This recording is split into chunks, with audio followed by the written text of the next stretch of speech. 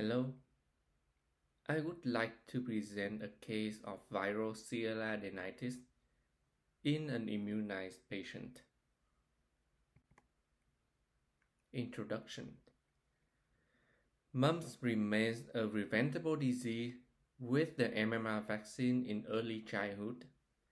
However, contracting the disease is still possible even in young vaccinated individuals.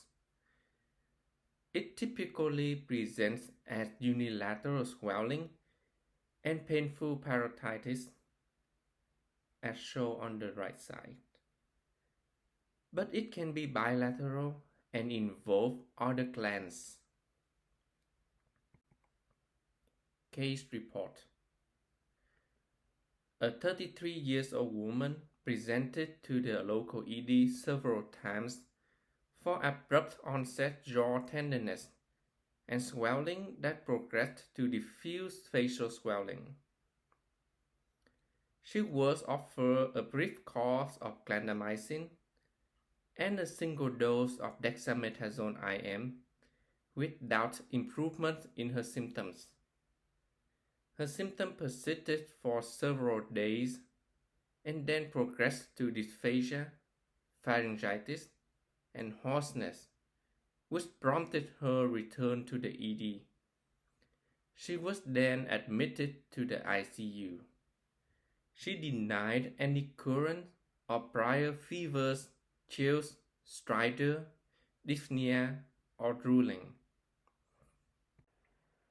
She denied any no recent sick contacts or travel and was fully up to date on her immunizations. Past medical history was only significant for unspecified penicillin allergy and no history of dental issues.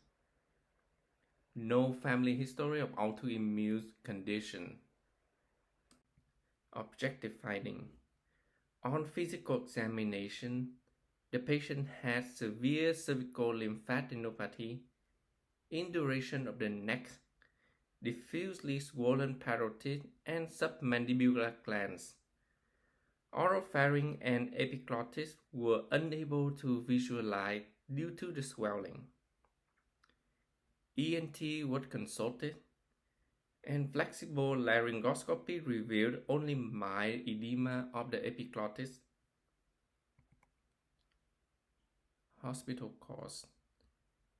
Due to a concern for infection, infectious disease was consulted and the patient was treated empirically with vancomycin, ceftriaxone, clindamycin, and a dose of dexamethasone. CT scan of the neck, as shown on the left, shows symmetric enhancement of the bilateral parotid and submandibular glands consistent with sialadenitis, an enlarged epiglottis, diffuse cervical and submandibular lymphadenopathy. No sialolith or abscess was identified.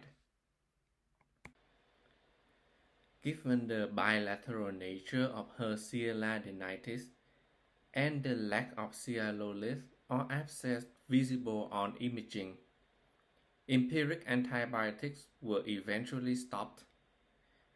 Fortunately, the patient gradually improved without requiring intubations or invasive interventions, and she was discharged home.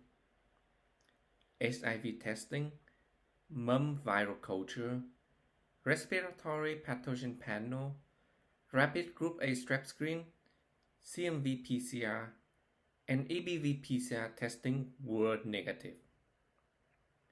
Subsequent testing showed mumps IgM EIA was equivocally elevated to 0.86. Mumps IgG was less than 0.9.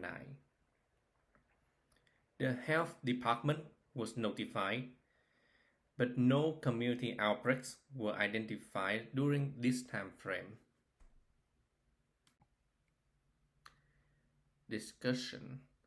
According to the CDC, even with full two-dose MMR series, there are 88% reduction in risk for mumps.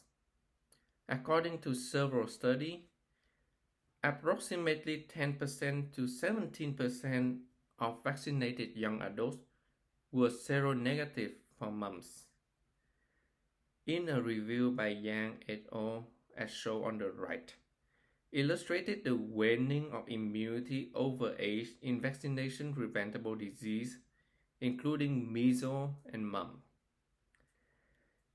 This case report demonstrated the possibility of waning immunity or the failure to achieve immunity to mumps despite prior MMR immunizations.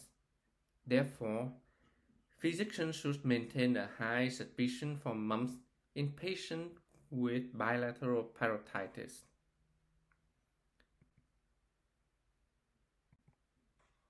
Thank you so much for your attention, and now I would like to take questions.